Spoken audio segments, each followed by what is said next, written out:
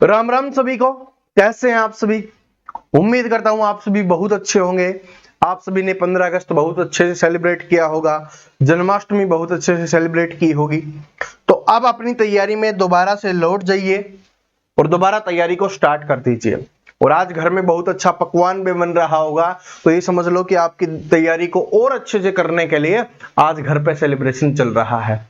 घर पे पकौड़ी बनेंगे, गुलगुले बनेंगे, खुरमे बनेंगे और जो जो बनता है वो सब कुछ बनने वाला है, जो भी आप बनाओगे। ठीक है, तो पहले पढ़ो और पढ़ने के बाद वो खा के आराम से सो जाना। ठीक है, बस पढ़ाई पे दोबारा लौट आओ, क्योंकि देखो जो त्योहार होते हैं ना, यही समय है आप सेलिब्रेट कर पाओगे। मैं हमेशा आपको एक बात बोलता हूं ना कि भाई खुद से वादा करो कि अगले त्योहार तक आप सिलेक्शन ले लोगे। तो वो आपने रक्षाबंधन पर वादा कर दिया, ठीक है, अब हर त्योहार पे वादा करने लगोगे ना, तो इसका मतलब है कि पिछले वाले वादे का कोई मतलब नहीं रहा आपका। तो इसलिए कोई त्योहार आते हैं ना, उनको सेलिब्रेट भी कर लिया करो। ठीक है, चलो। वैसे तो मैं चाहता तो जैसे अपने हरियाणा में हो रहा है 15 अगस्त को आ जाते, ऑफर आ गया, ऑफर आ गया, लेकिन वो नहीं आया ना। अपनी तरफ से कभी ऑफर नहीं आता है। ठीक है, हम जो पढ़ाएंगे सही पढ़ाएंगे। चलो, एचएसएससी सीईटी मेंस और ग्रुप डी 2025 के लिए आपके रीजनिंग के इंपॉर्टेंट क्वेश्चंस लेके आया हूं। पीवाईक्यू लिखा हुआ है क्योंकि प्रीवियस ईयर क्वेश्चंस आधारित क्वेश्चन है।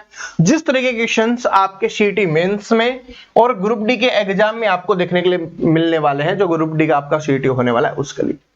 तो आज वाले क्वेश्चंस को ध्यान से देखना, समझाते हुए चलूंगा। बहुत इंपॉर्टेंट बातें आपको समझ में आएंगी, जो आपके एग्जाम्स में आएगा, जो लेवल, जो पैटर्न रहने वाला है, वैसे ही क्वेश्चंस आज हम करने वाले हैं।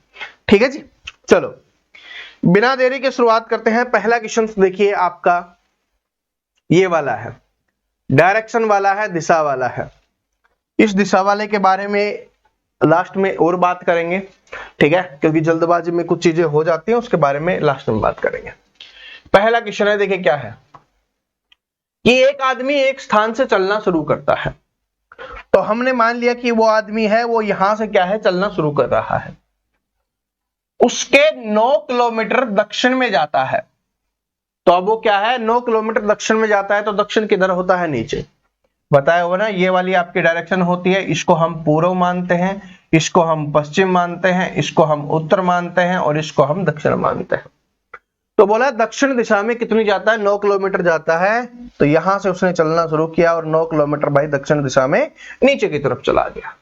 आगे देखो, तत्पश्चात वह पूर्व में मुड़कर 3 किलोमीटर जाता है। अब क्या कर रहा है, पूर्व में मुड़कर 3 किलोमीटर जाता है। तो पूर्व हमारा ये है, तो इधर मुड़ता है और कितना चलता है, 3 किलोमीटर। इस क्वेश्चन में क्या खास है, देखो इसमें दाएं बाएं नहीं बता रहा, इसमें सिर्फ है सीधा आपको क्या बोल रहा है कि इस दिशा में जाता है। ठीक है, तो आप दाएं बाएं रटते हो ना, तो दिशा भी बोल देता है डायरेक्ट। तो दिशा तो मैंने बताई हुई है, जैसे बोले वैसे कर दो। पहले दक्षिण बोला तो दक्षिण में 9 किलोमीटर बोला था, तो दक्षिण में 9 किलोमीटर ले आए। आप पूर्व में 3 किलोमीटर बोला है, तो पूर्व में 3 किलोमीटर ले आए। आगे देखो, फिर वह दक्षिण में मुड़कर 3 किलोमीटर चलता है। अब वो दक्षिण में मुड़ता है, यानी नीचे की तरफ मुड़ता है। थोड़ा आगे कर लेते हैं। और कितना चलता है भाई, 3 किलोमीटर। चलो 3 किलोमीटर हम उसको और चला देते हैं। ठीक है, 3 किलोमीटर चलता है और फिर 8 किलोमीटर पश्चिम में जाता है। अब कितना जा रहा है, 8 किलोमीटर पश्चिम में। पश्चिम किधर है, इधर है। तो यहां से ये दूरी हमने 3 किलोमीटर मानी थी, तो 3 किलोमीटर तो ये चल लिया। और इधर से कितना हो जाएगा, वो 5 किलोमीटर की दूरी और चलता है। और ये 3 किलोमीटर, तो टोटल 8 किलोमीटर हो गया ना पश्चिम में। 3 किलोमीटर ये और 5 किलोमीटर ये, तो 8 किलोमीटर की दूरी क्या कर ली, उसने तय कर ली। आगे देखो, प्रारंभिक स्थल से वह कितनी दूरी पर है, ये अपने को बताना है। प्रारंभिक स्थान से वो कितनी दूरी पर है।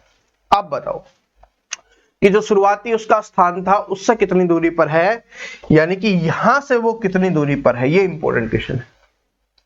तो ये तो आगे आपका कितना हो गया, 9 हो गया, और ये 3 ये है। तो यहां से और यहां की दूरी टोटल ये वाली लाइन कितनी होगी, 12 किलोमीटर हो गई।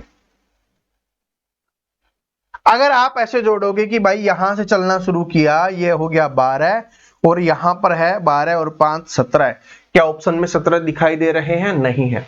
और हो सकता है कि ऑप्शन में 17 किलोमीटर भी लिखा हुआ हो, लेकिन फिर भी अपने को नहीं करना, क्योंकि जो भी हमें बताना होता है वो बताना है सबसे छोटा रास्ता कौन सा है। इसलिए तो बोला था अच्छा क्वेश्चन है, अच्छे लेवल का है। तो कैसे निकालोगे? सबसे छोटा रास्ता कौन सा होगा? ये वाला होगा, ये वाला होगा। और अगर आपको पाइथागोरस थ्योरम पता होगी तो क्या होता है, 5 12 13, तो ये कितनी हो जाएगी? 13 हो जाएगी। तो इसका मतलब कितने किलोमीटर की दूरी पर चलता है? 13 किलोमीटर। यानी कितनी दूर है वो? 13 किलोमीटर है। कैसे आया? ये 12 है, ये 5 है, तो ये 13 हो जाएगी। पाइथागोरस थ्योरम से होती है, ये याद कर लेना, 5 12 13। जिनको नहीं पता वो भी बता देता हूं, टेंशन मत लीजिए। ये क्या है? ये अपना लंब हो गया, ये अपना आधार हो गया, और कर्ण निकालना होता है। कर्ण कैसे निकाला जाता है? तो कर्ण का स्क्वायर कैसे निकाला जाता है?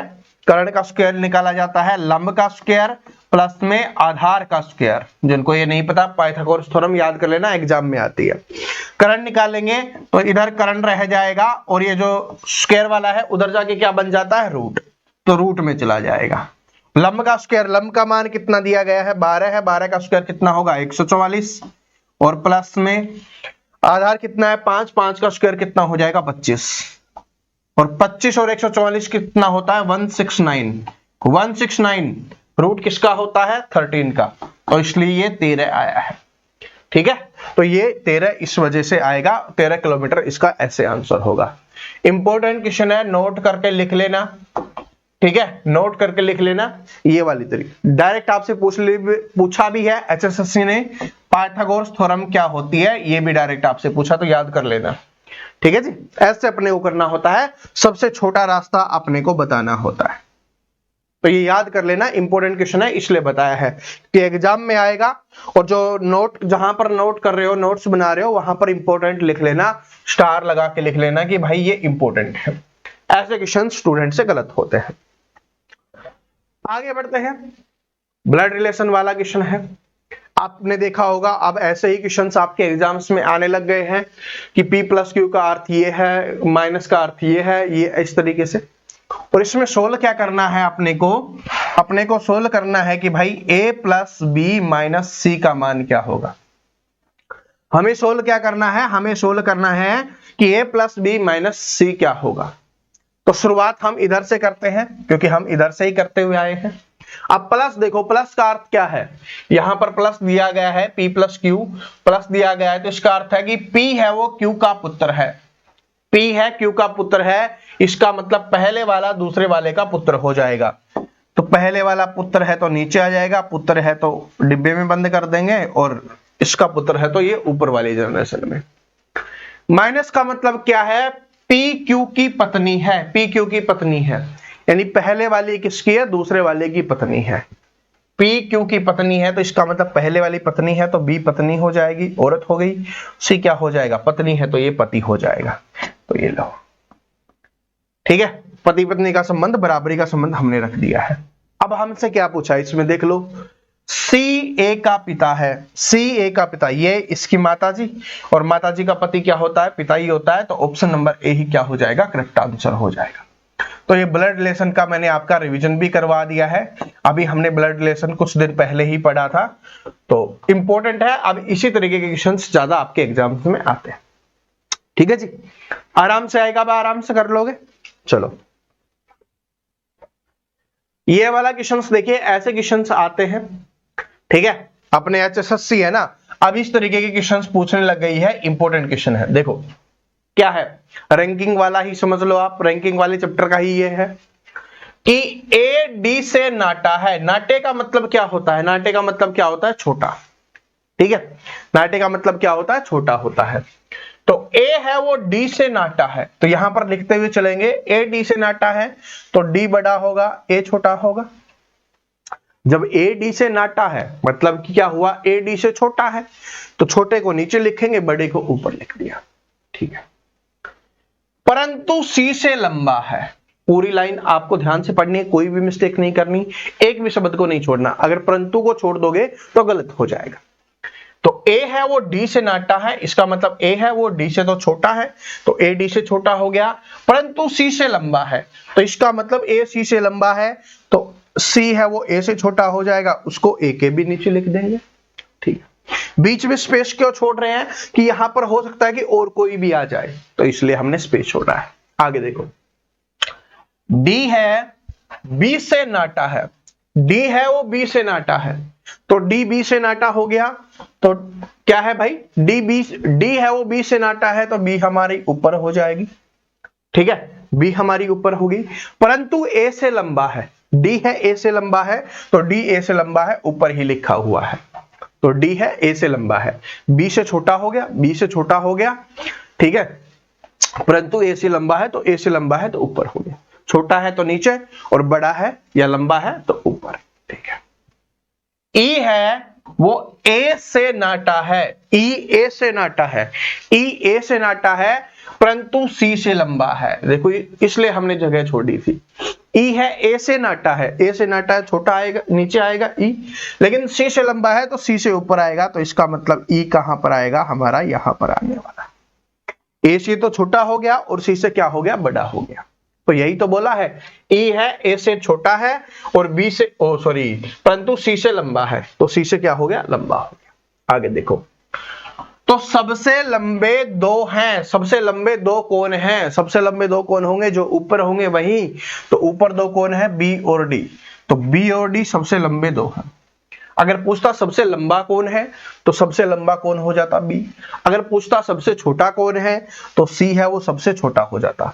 कुछ भी पूछे, समझ में आ गया, सबसे बड़ा पूछेगा बी, सबसे छोटा पूछेगा सी, और इसमें पूछा है तो सबसे लंबे दो, तो सबसे लंबे दो बी और डी, सबसे छोटे दो ई और सी, ठीक है जी, और बीच में कौन है, ए हो जाएगा, ठीक है। ऐसे अपने को करना है आराम से, कोई दिक्कत नहीं है, बस जैसे जैसे बोला जाए वैसे वैसे आराम से करते हुए चलो, आपको कोई समस्या कोई प्रॉब्लम नहीं होगी, ठीक है जी। आगे बढ़ते हैं, ये वाला क्वेश्चन भाई फिक्स ही हो गया है कि एचएसएससी पूछे ही पूछेगी, तो इसको अच्छे से समझ लेना, इंपॉर्टेंट क्वेश्चन है। देखो क्वेश्चंस मेरी क्लास में आपको कम मिलेंगे, लेकिन सारे के सारे जानदार क्वेश्चंस मिलेंगे जो आपके एग्जाम्स में आते हैं, ठीक है। बहुत ज्यादा मैं नहीं पढ़ाता, बहुत ज्यादा आपको प्रैक्टिस करनी है, ठीक है, प्रैक्टिस आपको ज्यादा करनी है। और जिनको भाई बिल्कुल बेसिक से पढ़ना है, कल मैं आपको बिल्कुल बेसिक के बारे में बता दूंगा, टेंशन मत लो, बिल्कुल फ्री ही होगा। बिल्कुल बेसिक से रीजनिंग की शुरुआत कर रहा हूं, बिल्कुल बेसिक से मैं मैथ की शुरुआत कर रहा हूं, जिनको बिल्कुल ही नहीं आता, ठीक है। और बाकी जो हमारी ये जो क्लासेस चल रही है, ये तो हमारी कंटिन्यू चलते रहेंगी। और जो नए स्टूडेंट होते हैं ना, कोई भी प्रॉब्लम आती है कि मैथ समझ में नहीं आ रहा, कुछ भी समझ में नहीं आ रही, एक तो कमेंट कर दिया करो, और दूसरा प्लेलिस्ट में जाके पढ़ना शुरू कर दो, ठीक है, प्लेलिस्ट बनी हुई है। अब इसको करो, 6 मित्र P Q R S T U है, केंद्र की ओर मुंह करके एक गोलाकार मेज पर बैठे हुए हैं। तो ये हमने क्या बना दी, एक गोलाकार मेज बना दी है, और इसमें 6 मित्र बैठे हैं, पहला, दूसरा, तीसरा, चौथा, पांचवा और छठा, ये 6 मित्र हमने बैठा दिए, और इन सभी का मुख क्या है, अंदर की तरफ है, अंदर की तरफ है, ठीक है, अंदर की तरफ है। तो ये कौन सा हो जाएगा, राइट, यानी कि ऐसे आप चलते हुए जाओगे तो ये हो जाएगा राइट, ठीक है, यानी कि दाया, और ऐसे चलते हुए जाओगे ये क्या हो गया, एंटी क्लॉकवाइज, और क्लॉकवाइज चलोगे, ठीक है, तो क्या हो जाएगा, मतलब ऐसे चलोगे, कैसे चलना है भाई, ऐसे, ठीक है, तो क्या हो जाएगा आपका बायां, इधर क्या होगा बायां और इधर होगा दायां, ठीक है। चलो देखो क्या है, एस है वो टी के बाईं और तीसरा है, एस टी के बाईं और तीसरा है।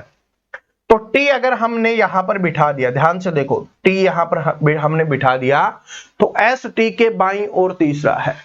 तो टी के बाईं और तीसरा है ना, तो टी के बाईं और पहला, दूसरा, तीसरा, और यहां पर कौन है, एस है, क्योंकि बायां हमें इधर चलना है, तो बायां इधर चलना है, तो इसका मतलब एस इधर आ गया, टी से बायां, पहला, दूसरा, तीसरा बायां बैठा, ठीक है। आगे देखो, आर है टी और यू के बीच में नहीं बैठा, आर है वो टी और यू के बीच में नहीं बैठा, आर है वो टी और यू के बीच में नहीं बैठा, ये हमें बताया गया। तो अभी देखो हमारे पास टी है, बाकी आया नहीं है, तो अभी इसको होल्ड पे रखते हैं। आगे देखो, एस आर के ठीक बगल में नहीं है, S है वो R के ठीक बगल में नहीं है, तो इसका मतलब R आपका यहां पर नहीं आ सकता, आपका R यहां पर नहीं आ सकता, क्योंकि R यहां पर आएगा तो ठीक बगल में हो गया, यहां पर आएगा तो ठीक बगल में हो गया, तो R को हम इन दो जगह पे नहीं बिठा सकते, ये हमें है, तो R या तो यहां पर आएगा या आपका R यहां पर आएगा।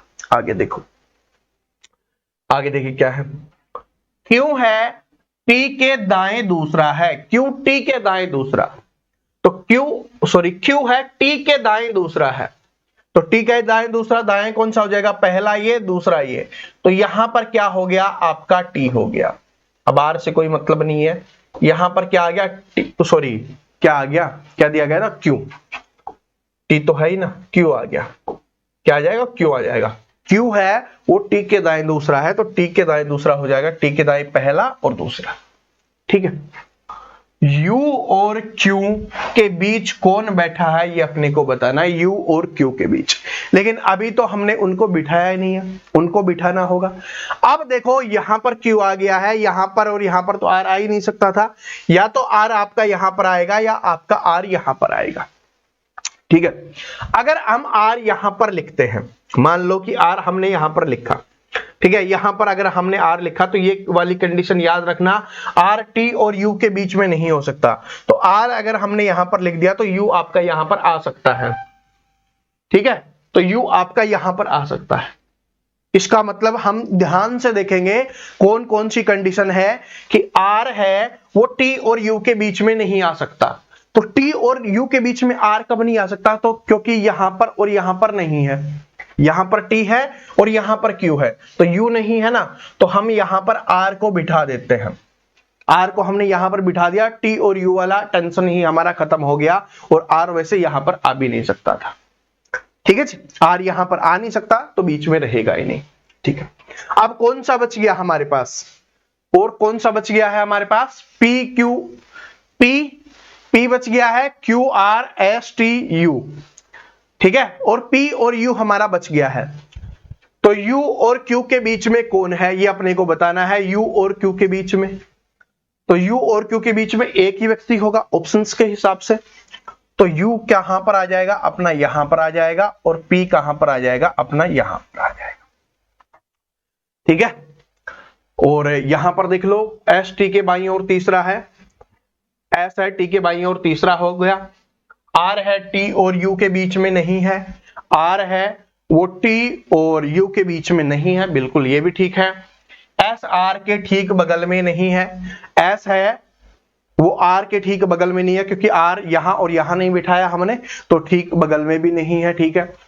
Q T के बाईं ओर दूसरा है, Q T के बाईं ओर दूसरा है, तो T के बाईं ओर पहला और दूसरा Q हो गया, तो Q और U और Q के बीच में कौन है, तो U हमारा इधर है, Q हमारा इधर है, तो क्या हो जाएगा, S हो जाएगा, तो ऑप्शन नंबर 1 करेक्ट आंसर हो जाएगा आपका यहां पर S, ठीक है जी।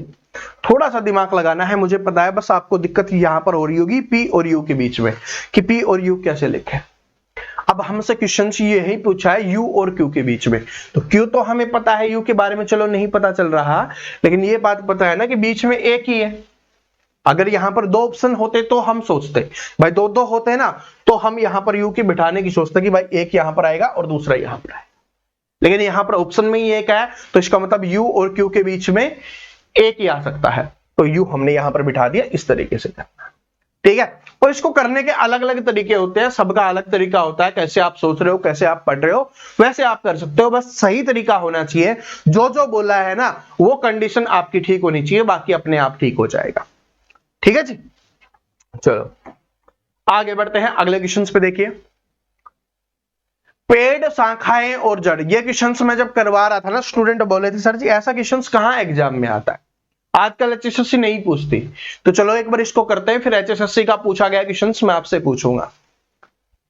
पेड़, शाखाएं और जड़, तो पेड़ क्या हो जाएगा, हमारा सबसे बड़ा हो जाएगा पेड़, ठीक है, ये क्या हो गया, पेड़ का गोला हमने बना दिया, और पेड़ के अंदर ही क्या होती है, शाखाएं, शाखा का मतलब समझते हो ना, टहनियां जो हमारी होती है उनको, तो शाखाएं इसी के अंदर हो जाएंगी, और जड़ है वो भी पेड़ का ही हिस्सा होती है, तो ये भी हो जाएंगे, लेकिन शाखाएं और जड़ है एक दूसरे से अलग होती है, जुड़ी हुई नहीं होती, तो इसलिए बीच में अंतर है, तो ये अपना option number B correct answer हो जाएगा।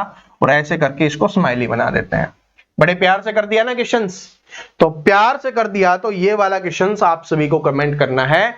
इस बार एचएसएससी जो ग्रुप सी हुआ था, एचएसएससी ग्रुप सी 26 तारीख मॉर्निंग शिफ्ट, ठीक है, मॉर्निंग शिफ्ट का क्वेश्चन है। तो सभी स्टूडेंट इसका आंसर कमेंट करके बताएंगे। कुछ नहीं है, जैसे पहला क्वेश्चन ये मैंने करवाया है, सेम एज इट इज है, करने की कोशिश कीजिए।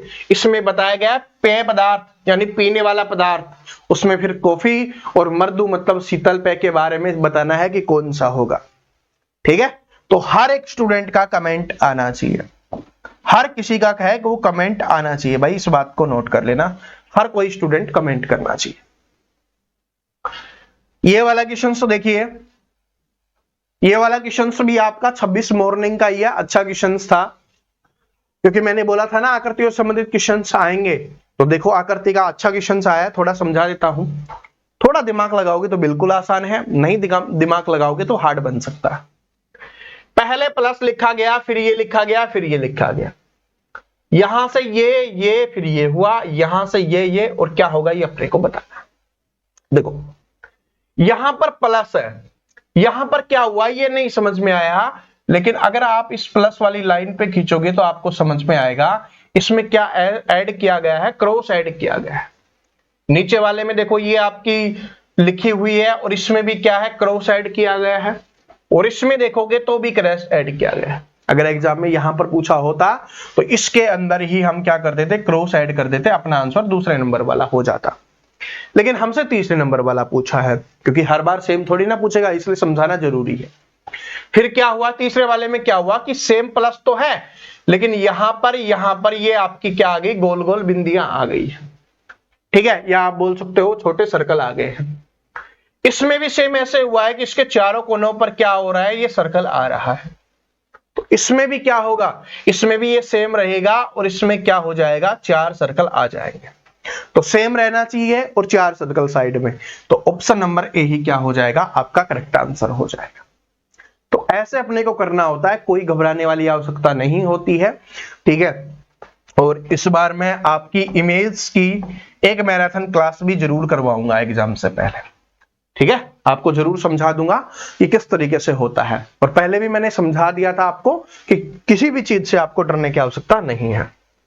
ये अपना वर्त वाला है जो मैंने आपको, सॉरी जो आपका पासे वाला है, घन वाला है, जो मैंने आपको समझाया था। तो ये भी आपका 26 तारीख को ही पूछा गया है, मॉर्निंग शिफ्ट में ही बड़े प्यार से समझाया था कि यहाँ पर आपको नंबर लिख के भी दे सकता है, आपको यहाँ पर आकृतियां लिख के भी दे सकता है। तो सभी स्टूडेंट इसका आंसर भी है वो कमेंट करके बताएंगे, ठीक है, तभी तो मुझे भी पता चलेगा और आपको भी पता चलेगा कि आप मेहनत कर रहे हो या नहीं कर रहे। अगर आप मेहनत नहीं कर रहे तो फिर सोचना छोड़ दो भाई, ठीक है। मेहनत करने वाले ही स्टूडेंट क्या होने वाले हैं, सफल होने वाले हैं।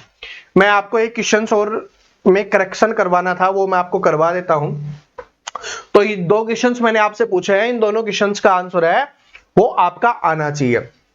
अब ये वाला क्वेश्चन देखिए, इसमें थोड़ा सा मिस्टेक हो गया था। क्या है देखो, यदि दक्षिण पूर्व को उत्तर कहा जाए, क्या हुआ था, यही है आपकी 8 डायरेक्शन है और दक्षिण पूर्व को क्या कहा गया है, उत्तर। तो दक्षिण पूर्व कौन है, ये वाली है, और इसको क्या कहा जा रहा है, उत्तर कहा जा रहा है। तो हमसे पूछा गया था उत्तर पूर्व को पश्चिम कहा जाए, इसी तरह दिशाएं भी बदलती हैं, तो दक्षिण पश्चिम को क्या कहा जाएगा। दक्षिण पश्चिम कौन सी है आपके, दक्षिण और पश्चिम में होनी चाहिए, यानी इस वाली डायरेक्शन के बारे में पूछा था तो क्या होगा, ठीक है। यानी कि ये अपना उत्तर है और यहां से यहां पर आया है, तो इसका मतलब क्या है, 1 2 और 3 स्टेप आगे बढ़ के आया, ये मैंने आपको बताया था, ठीक है, कि उत्तर है वो यहां से आया है, 3 स्टेप आगे बढ़ा है, और वो क्या है आपका क्लॉकवाइज आया है, आपका जिस तरीके से आपकी क्लॉक आती है। तो ये है आपका, इसको आपको क्या करना है, 1 2 तीसरे स्टेप पर लेके जाना है, पहला स्टेप, दूसरा स्टेप और तीसरा स्टेप। तो मैंने आपको बताया था कि आपका आंसर यहां पर उत्तर होगा, यही तो था। लेकिन इसका आंसर क्या है वो देखिए, रियलिटी में क्या है आंसर, क्योंकि यहां पे जो है, ये जो क्या लिखा है, ये आपका सॉरी दक्षिण पूर्व है, इसको उत्तर लिखा गया है, तो इधर नहीं बढ़ा, ये आपका इधर वाली आई है, तो एंटी क्लॉकवाइज, तो आपको वापस चलना होगा। समझ रहे हो, उसमें मैंने मिस्टेक से इधर वाला बता दिया था। तो इसके बारे में बात की गई, 3 स्टेप आपको इधर चलना है, तो ये पहला, ये दूसरा और तीसरा स्टेप। तो इसका आंसर क्या होगा, पूरव होगा, ना कि उत्तर होगा। ठीक है, तो ये वाला आप ध्यान रख लेना। वैसे तो बहुत सारे स्टूडेंट ने सही कर लिया था, क्योंकि तरीका, मैंने आपको बोला था ना कि जो तरीका समझाया जाए वो आपको समझना है, बाकी आपको कोई मिस्टेक नहीं करना। कि समझो इस वाली को ये लिखा जा रहा है, तो इसका मतलब इससे 3 स्टेप पीछे वाली लिखा जा रहा है, तो इस वाली को भी 3 स्टेप पीछे इधर ही लिखा जाएगा। तो पहला, दूसरा, तीसरा स्टेप पूरव होगा। ठीक है जी, तो यहां पर आज हमारी क्लास है वो समाप्त होती है। 2 क्वेश्चंस पूछे हैं, दोनों का आंसर आ जाना चाहिए। अगर आपको नहीं आता तो कमेंट करके बता देना, मैं अगली क्लास में आपको करवा दूंगा। ठीक है जी, और भाई हंसते रहा करो, मुस्कुराते रहा करो, त्योहारों को एंजॉय करते हुए चलो। ठीक है, और पढ़ते हुए चलो। जितने आप पढ़ोगे, जितनी आप प्रैक्टिस करोगे, उतना आपके लिए फायदेमंद रहने वाला है। ठीक है, तो चलो फिर मिलते हैं कल। जय हिंद, जय हरियाणा, जय हरियाणा।